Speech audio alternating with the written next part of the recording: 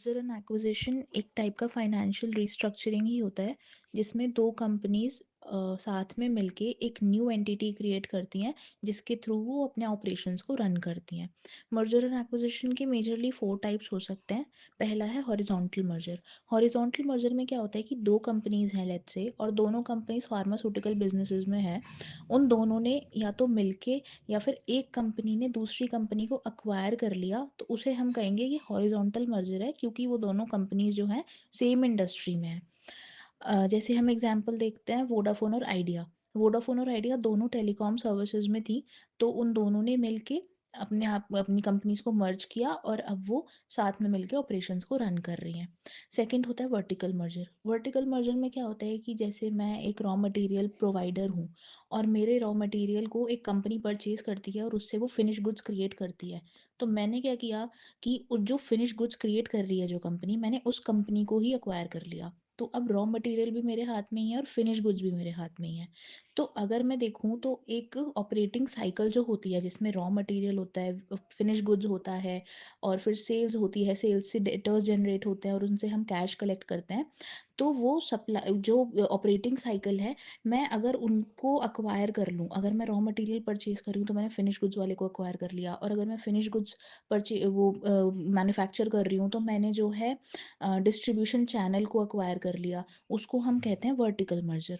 Vertical merger majorly 2 type के होते हैं, एक होता है बैकवर्ड, एक होता है फॉरवर्ड। बैकवर्ड का मतलब क्या है कि लेट्स से कि मैं फिनिश गुड्स मैन्युफैक्चरर हूँ और मैंने जो है अपने रॉ मटेरियल प्रोवाइडर को अक्वायर कर लिया, उसे हम बोलेंगे बैकवर्ड इंटीग्रेशन, क्योंकि मैं पीछे चल रही हूँ ऑपरेटिंग साइकिल में। और अगर मैं बात करूँ फॉरवर्ड इंटीग्रेशन की, तो फॉरवर्ड इंटीग्रेशन में होता है जैसे कि मैं फिनिश गुड्स मैन्युफैक्चरर हूँ, तो मैंने डिस्ट्रीब्यूशन चैनल को, अपने बायर को ही अक्वायर कर लिया, उसे हम कहते हैं फॉरवर्ड इंटीग्रेशन, क्योंकि मैं ऑपरेटिंग साइकिल में एक स्टेप आगे चल रही हूँ। थर्ड होता है कॉन्ग्लोमेरेट मर्जर। इसमें क्या होता है कि हम दो अनरिलेटेड प्रोडक्ट्स जो मैन्युफैक्चर कर रही हैं कंपनीज, वो दोनों आपस में मर्ज कर लेती हैं। जैसे कि अगर मैं फार्मास्यूटिकल में हूँ और मैंने कोई ऑटोमोबाइल कंपनी को एक्वायर कर लिया या हम दोनों ने आपस में मर्जर कर लिया, उसे हम बोलेंगे कॉन्ग्लोमेरेट मर्जर। थर्ड होता है रिवर्स मर्जर। रिवर्स मर्जर में क्या होता है कि एक हेल्दी कंपनी एक सिक कंपनी को अक्वायर कर लेती है। ऐसा क्यों?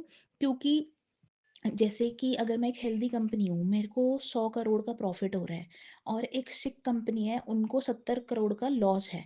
अगर मैंने सिक कंपनी को अक्वायर कर लिया, तो जो इनकम टैक्स में हमारे जो लॉज हैं वो हमें ये फ्लेक्सिबिलिटी देते हैं, ये हमें वो अलाउ करते हैं कि अगर आपने किसी कंपनी को अक्वायर करा है तो आप उनके लॉसेस को अपने प्रॉफिट से सेट ऑफ कर सकते हो। मतलब क्या होगा कि अगर मेरा प्रॉफिट है 100 करोड़ और जिस कंपनी को मैंने एक्वायर करा है उसका लॉस है 70 करोड़, तो अब मेरा जो नेट प्रॉफिट है ना, वो नेट प्रॉफिट हो जाएगा 30 करोड़ रुपए।